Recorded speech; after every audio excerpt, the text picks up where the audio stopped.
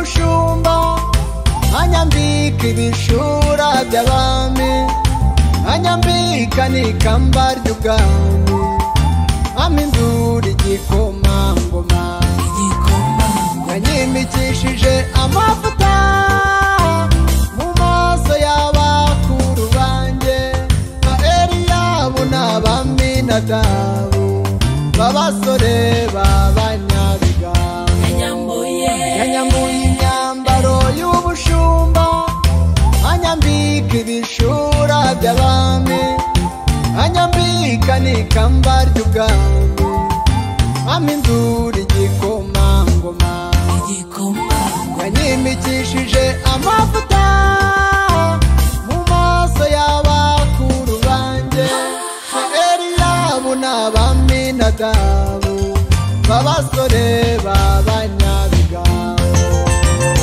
shimwa nyagushimwa ukwiriye icyubahiro nabonye ineza yawe ababisha banjye bamuze shimwa nyagushimwa ukwiriye icyubahiro nabonye ineza yawe ababisha banjye bamuze shimwa nyagushimwa ukwiriye icyubahiro nabonye ineza yawe ababisha banjye bamuze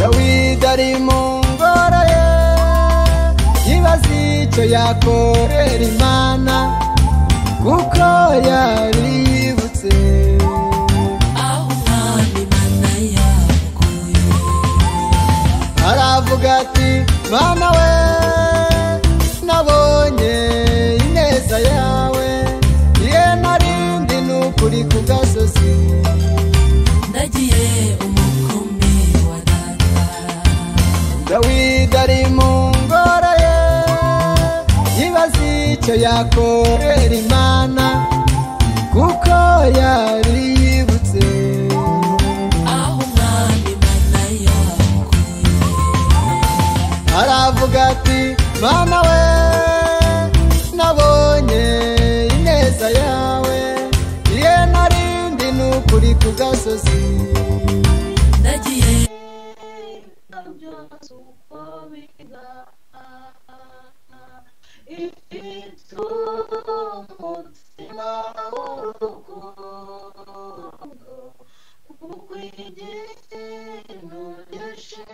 umukumbi wa data shimwa nyagushimwa ukwiriye icyubahiro nabonye ineza yawe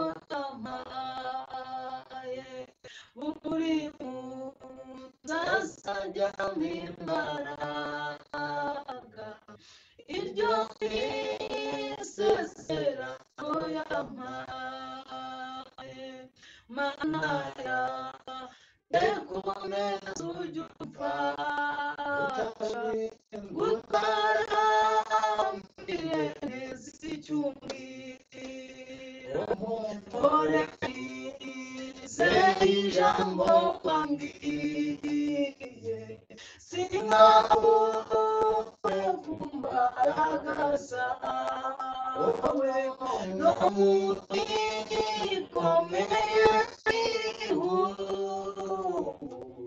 urambura amaboko yawe umira raka ku buntu bwawe kugeza igihe uzakundana umira raka ku buntu bwawe kugeza igihe uzaza kunjyana. Nashimye kandi himbaze ku rukundo rw'umwimurizo uyu munsi kuko yongeye kandi ko tuza imbere yayo dushima kandi tuza imbere yayo tuyihimbaza. Imana nishimwe, haleluya. Imana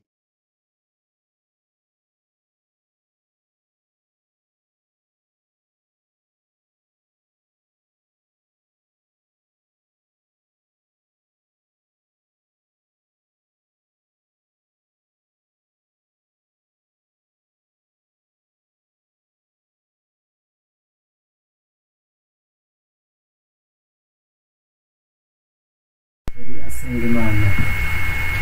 Data wa twese turagushimiye cyane Imana. uri Imana ifite imbaraga n'ubutware, uri Imana igira neza, uri Imana ishoboye byose, turagushimiye, uri Imana idahemuka, uri Imana twabonye nestile bonne soma, uri Dome shini kuta, uri Zoma ayikristo mwiza.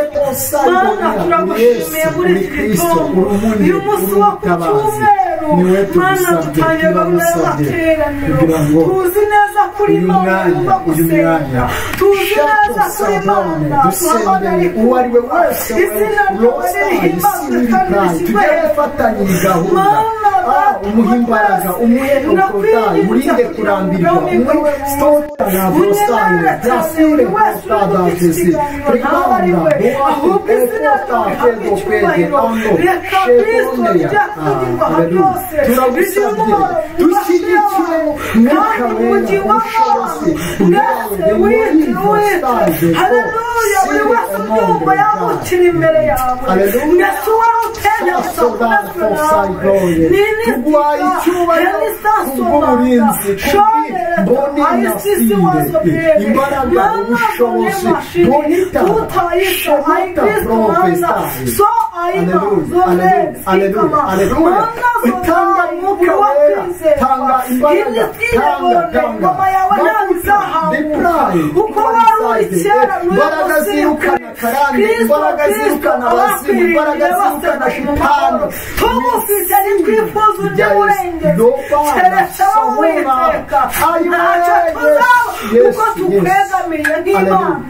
Ni n'isitire bonne, Aleluya. Sikota bonia asiri fostani. Aleluya.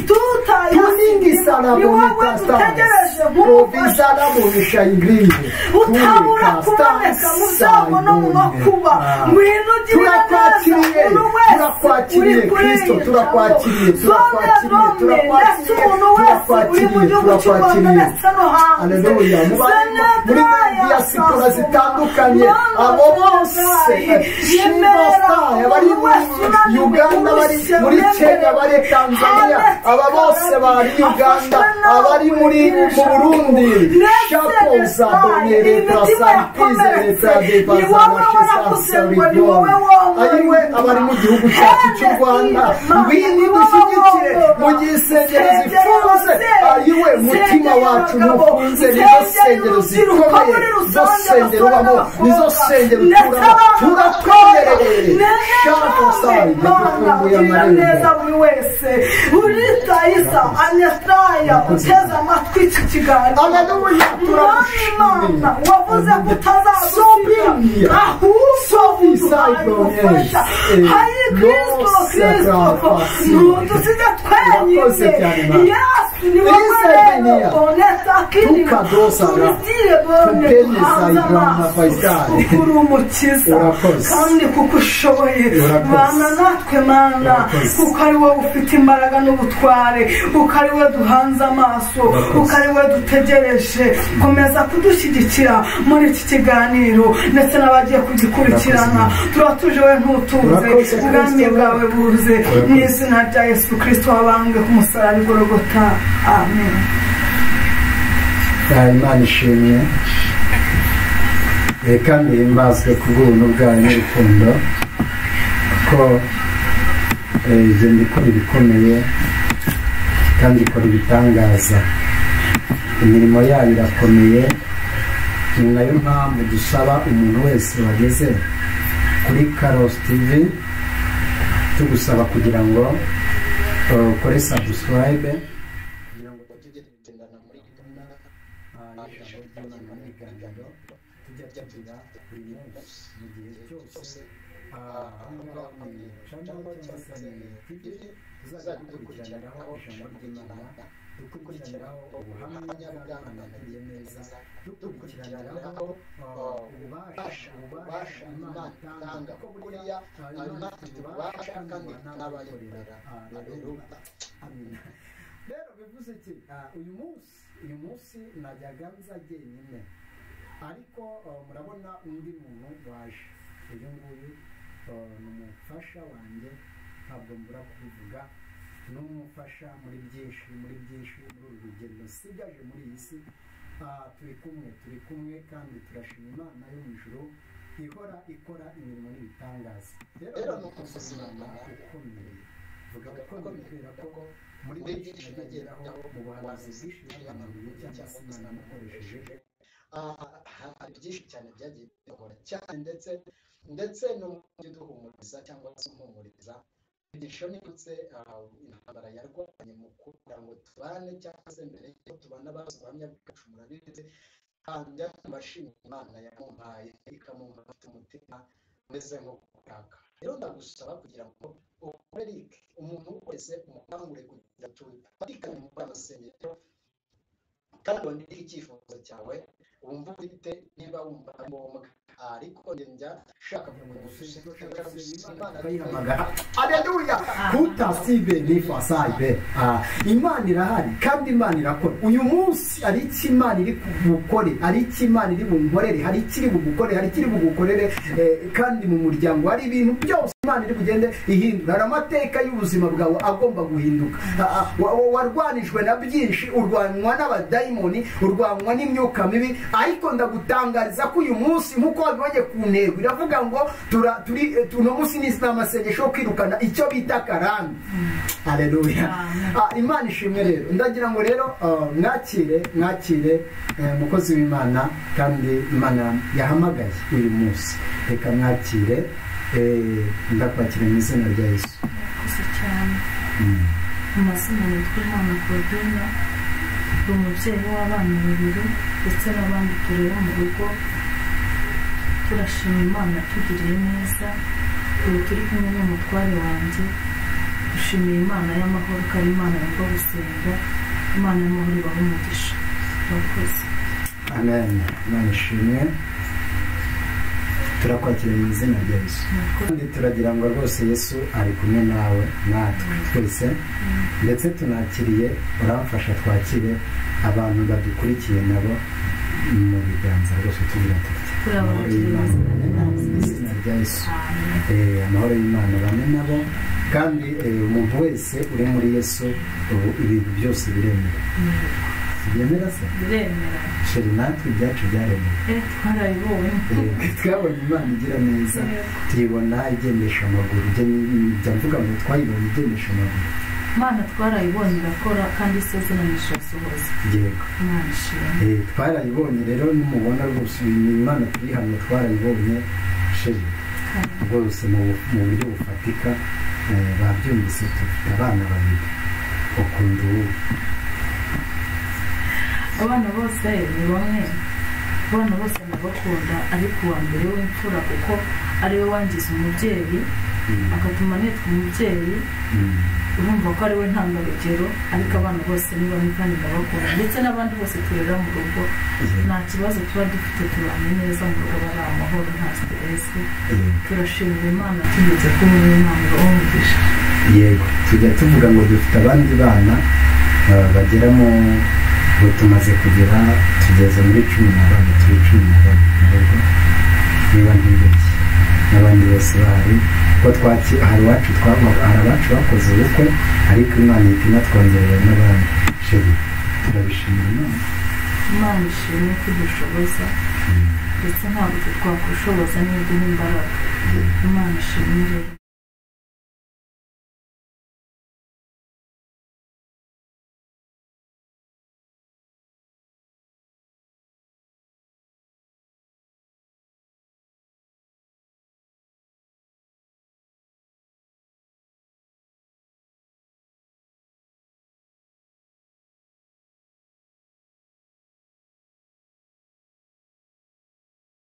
tuje twaje kugira ngo dufatikanye umurimo w'Imana munyemerere uyu munsi ntukuke umutima ahantu wageze Imana bijya byemera twarimo tuvuga ngo turashimira Imana sheri wanjye nkunda ndagukunda urabizi nta shyari rwose ndabizi abakozi b'Imana bamaze bariho barimo dufatanye iteraniro no mu materaniro ajyaga ndivuga ndagukunda kandi nawe urankunda.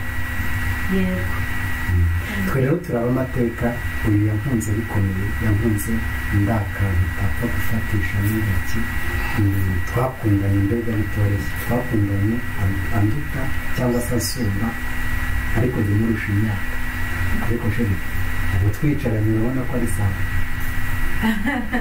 ubu ni sawa ubwo hari igihe twageragamo tugikundana akambwiraga azakura ko naramusumbaga cyane nkamuseka nkavuga ndetse uracyari uruhinja ubu uracyafite gahunda yo gukura niba warangije gukura ariko icyo Imana ivuze iragikora yarakuze nibyo dusigaye tureshya. bene burya Imana nikubwira jya wumva ndagira ngo twe twaje kubabwira Imana ikuraho karande burya ari karande ufite nanjye nari mfite ariko izi karande uyu munsi zishye mu izina rya Yesu aho wandika ngo amen. Haleluya Imana ishimwe. Rero najyaga mbimubwira nkamubwira Imana mbwiye ko nzakura akavuga ati reka ntabwo atari agaseka cyane ariko ndashima Imana ko rwose ibintu byaremeye sheri wanjye mu buryo bufatika. Rero aba bantu twabazaniye ijambo ry'Imana kandi ikindi tubabwira ni ukuri dufite Imana mu mutima wacu twebwe turi abakozi b'Imana njya mvuga ngo sheri mbere y'uko dusoma ijambo ry'Imana wakwifuriza icyo abantu bubatse? ikintu nabifuriza ni ukubana neza ntawe uhisha undi bavugisha ukuri amahoro mu rugo nibwo hataha ibyo ntabwo byajya biri mu rugo icyo nabifuriza kubana mu mahoro murakoze. Yego sheri wanjye none se hari abantu babana ariko ugasanga bararyaryana bafite uburyarya natwe turabanye njya ngera wenda nubwo tugerageza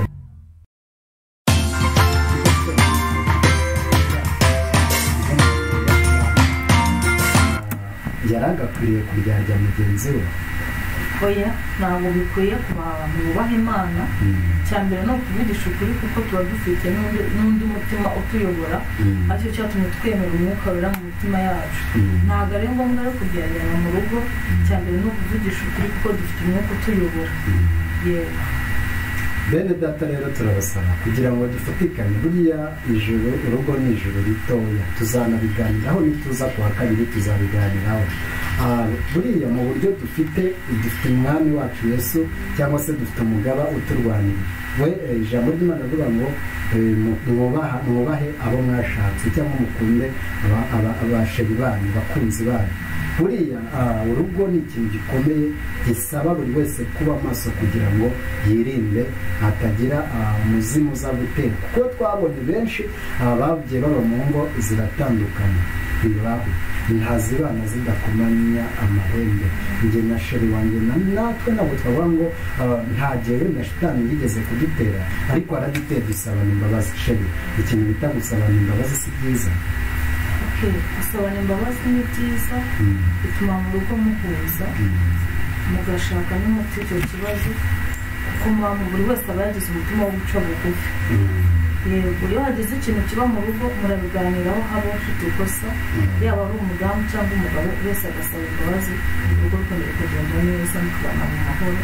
murakoze cyane. Yego Sheri, hari n'urubyiruko rudukurikiye, ugereranije muri iki gihe turi kumwe tubona abantu bari kuva mu byizerwa, korona yabaye korona. muri iki gihe cya korona wabonye yuko abenshi bamwe barishingiye, hari n'abanyamasengesho, bamwe mu magurupe menshi yagiye bishingira abahanzi.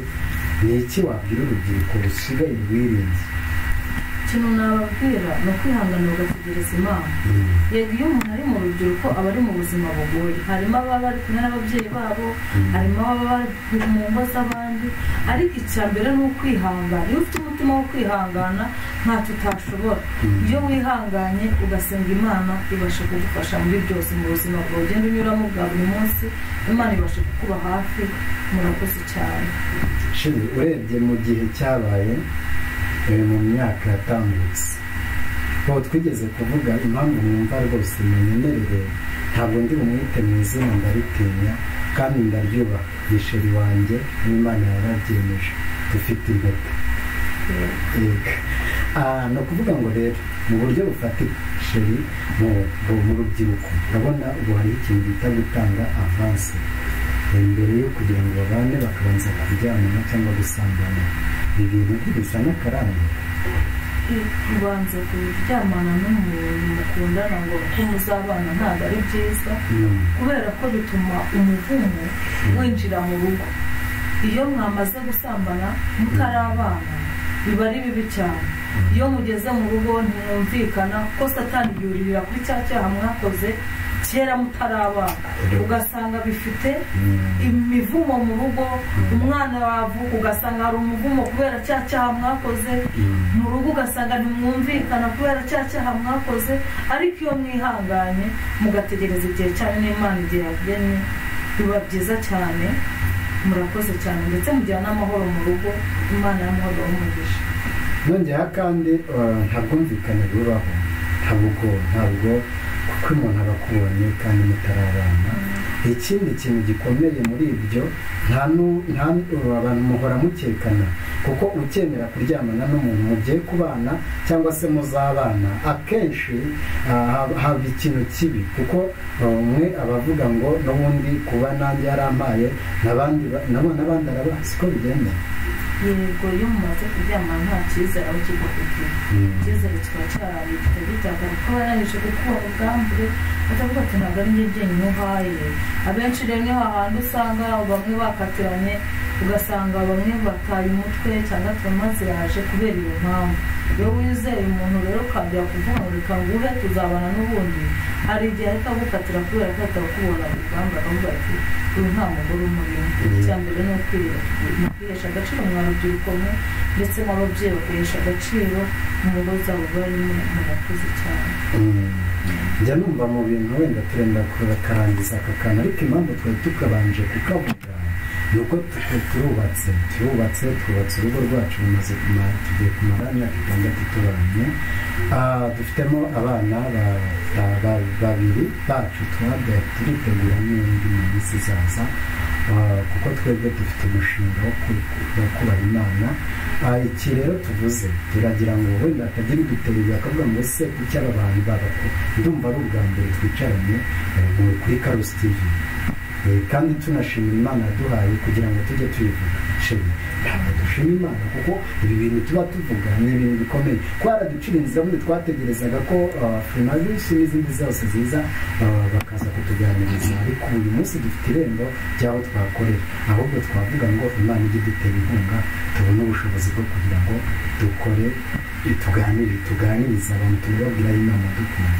reba icyo nicyo kubera ko birafasha cyane gusa dushimiye Imana ajya kubivuga guhera kera tubana bazabagirira neza ariko Imana twarayibonye hari byinshi imaze gukora Imana ishimwe ko yabikoze ndetse iyo Imana ivuze irasohoza umuntu wese ucogoye cyangwa uri gutenebuka bitewe n'ibyo yumva n'ibimuca intege niyihangana akomere kuri Imana yivuze ntabwo ibeshya Imana yacu irakora murakoze cyane. Numvaga rero nagira ngo mvuge ngo ku bantu bubatse mugerageze kuko uyu munsi sheri hari ikintu njya mbona mu bantu bubatse bari n'abavugabutumwa urasanga abantu benshi bajijisha abantu babeshya abantu kuri YouTube cyangwa se n'ahandi mu nsengero ariko badahuje n'abatware cyangwa abagore babo. Iki kintu sheri kiboneke nk'uko tuzi gukiranuka icyo ari cyo kuko ibisaba gukiranuka. Ubu nagiye tufitanye ikibazo sheri nabasha kwigisha yego nakwiyoberanya ariko abantu nabandimo mbapfunyikiye.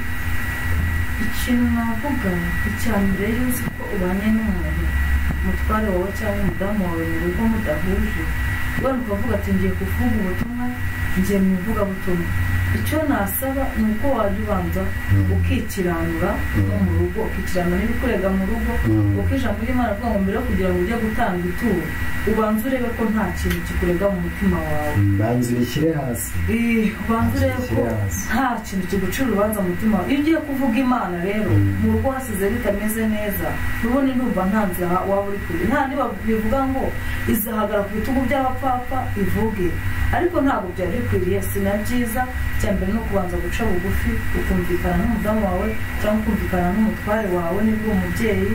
Ikindi navuga njyewe si uko ndi kubabwira ibyo ndi kubona mba nabyubahirije cyane 100%.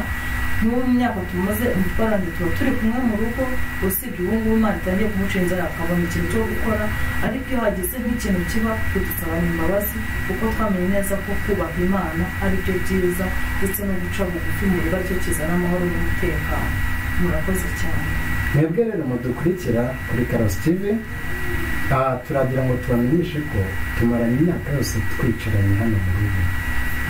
Ni ukuvuga ngo burya abantu biriranwe hari n'abiranwa n'umuntu umunsi umwe agahita avuga ngo cyangwa ngo agenda agiye gahunda agenda bitewe n'imibanire n'uko aba tuzagaruka tubabwira mu kiganiro cyiza kirambuye cyacu tugira ngo tunaganirire n'abagore. Hari abagore bavuga ngo ntibishoboka kubana n'abagabo natwe tumaze imyaka yose twicaranye n'ubu kandi turacyicaranye kuko nta kintu gifatika ndabona cyo gukora ntabwo ndava mu rugo keretse kuvuga ubutumwa bwa YouTube ko tuvuga Imana neza ariko mu myaka iri imbere turateganya ko tuzashiriza ko mu buzima bubaho numva njyewe dushaka kugira ngo basi tuzajye tuganiriza abantu kuko hari abavuga ngo ntibishoboka ku bana kuko niba tubyaranye abana wenda babiri hari ababyaranye inshuro 6 tujya kumva ngo batanye bazirindwi ngo batanye ibi ni ibiwe n'abantu hari usavuga ngo nuko tukiri bato ariko urugo rusenyuka rugitangira kubakwa burya nubona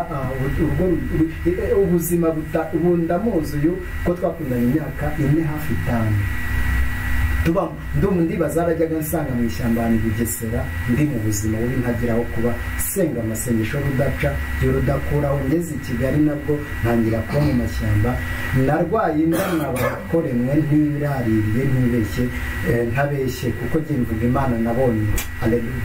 Ndayishimira Imana ikura ku cyaha ikanatanga imyambaro buriya reka tujye tubwira abantu barabona ngo bapfa ubukene abandi bagapfa ibibazo abandi bagapfa ubusa abandi ugasanga ngo yitabye telefone ngo yavuze iki ngo ahuye n'umuntu baraganiriye ngo nuko ngo basohokanye mu muryango ngo babavugana nta nuzakuvuga neza mu rugo no mu muryango no kuko ubuzanye ntabwo uwo wazanye wa mugabo we niwe Imana yashatse ni nawe yashimye nawe wa mugore uwo wasanze niwe Imana yashimye. Rero ntabwo twebwe uyu munsi twaje gusenya ahubwo twaje kuvuga ngo nimwihangane mwubake.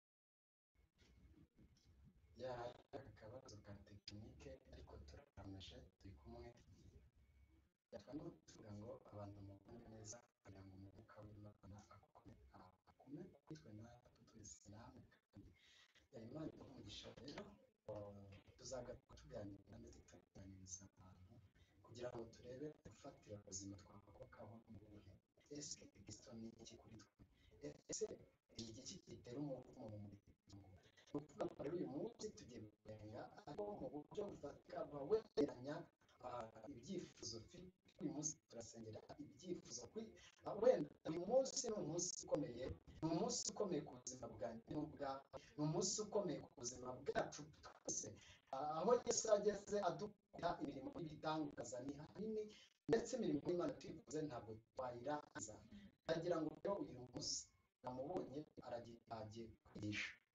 agiye kwigisha ijambo ry'Imana ni uyu munsi ari butwigishe asoma ijambo ry'Imana umwanya munini cyane none niturangiza duhite twinjira mu mwanya wo gusengera abantu dusengera abarwayi abafite ibibazo abafite amakwe yapfuye abafite sonosadonia distance kubyara babibuze ababuze kubya urubyaro iki kintu ni umugogoro ukomeye ni umuntu ukomeye gushaka ntubyare ariko ibyo byose bikuye muri ya karande abantu bose bafite ibibazo mu kazi abafite ubushomeri mbega uyu muntu esanse turaza gusenga Imana tuyibwire ngo Mana twe ubwacu tubure wowe uboneke Imana ize kuboneka kuri wowe iboneke kuri jye kandi iteraniro riraryoshye iteraniro ririmo amavuta iteraniro ririmo Imana uyu ndashima Imana mpaye umuntu ufite impano zose Imana ishimwe reka rero tumusengere akomeze Mwami Imana yacu uri ibyiringiro by'abizera urita labosayi enosi fosa rebone uri Imana itanga umufize umugisha kandi aho utanze umugisha biremera umuvumo ujya uvaho abadayimoni bagahunga imyuka mibi igashya natwe turi imbere yawe muri iki gihe gikomeye cya kovide ubwo abantu basigaye bari mu ntambara zikomeye babuze ibyo kubaho abantu babuze ubuzima bwo kuremoritaso kwivasiya umunsi twirirwa twipfutse agatamba ibitambaro mu mano no ku minwa n'amazuru nyamara iki gihe cyose ni igihe kigoye igihe kigwa abagenzi Sabonia asante liko zibre nuko wakuye mu giga mu Bisiraheli natwe turagusabye uyu muryango wateranije turagusabye ngwino ukureho imbaraga z'abazimu ngwino ukureho imbaraga z'abazimu z'abadayimoni bateza ibateje ibyorezo bonede bosa ntakigutungura ngwino rero ugira icyo ukora sengeye Nefayi mugaragu wawe ngaho nawe distance mu imbaraga ubwo agiye kuvuga ibyo agiye kuvuga ntabwo ari we agiye kuvugira mwambika imbaraga murinde mu izina rya Yesu murinde imbaraga za shitani imbaraga z'abadayimoni ubutware bw'umwijima toka wa muzimu wa mudayimoni wa ruvangavanga wa mudayimoni wa nyirakagenza wowe ugenza abakozi b'Imana ugenza abakora imirimo y'Imana mu izina rya Yesu dayimoni uvangira dayimoni uca intege dayimoni uteza kwiganyira mu izina rya Yesu kandi senge ujye wari wese ugiye kumvira ijambo ryawe uyu mushyigikire uyu muha imbaraga yari yaracitse intege yari yaravuye mu byizerwa yumvaga Imana iri kure cyane ko yahuye n'ibimurwara shangota sikabone da sire play ndusangire Imana nishayibonia mwongerera imbaraga ongera umuvomerere musabi imigezi n'umwuka wera imigezi ni nokidaisia imigezi kuri camo imigezi ku bacuzi imigezi ku bacuzi bose bari kudukurikira imigezi ku bantu bose abanyarwanda bari abarundi abatosa bremo fasayide umuntu wese ugerageza kumva ururimi tuvuze mwari mugeregereze muha imbaraga muha amavuta murinda abarozi murinda imyuka mibi nyakubahwa Imana mushyigikize umwuka wawe wewe urakoze ngaho mushyigikire bwagiye kuvuga mubere mikoro ngaho kandi urangurire muri we urakoze bikore mu izina rya Yesu Kristo mutware Imana umugisha kuko mpaye akanya ko kuganira n'abantu bose bari kuri icano Imana y'amahoro ibahe umugisha cyane ngarutse imbere yanyu tugiye kuvuga kuri iri jambo ariko icya mbere sinakwibagirwa ko Imana y'amahoro igira neza. Ndibuka igihe kimwe uko njye nabatijwe mfite imyaka 12 nkurira mu bintu byo gusenga ariko ubuzima bwari bukomeye. Ndibuka igihe kimwe njye ndeba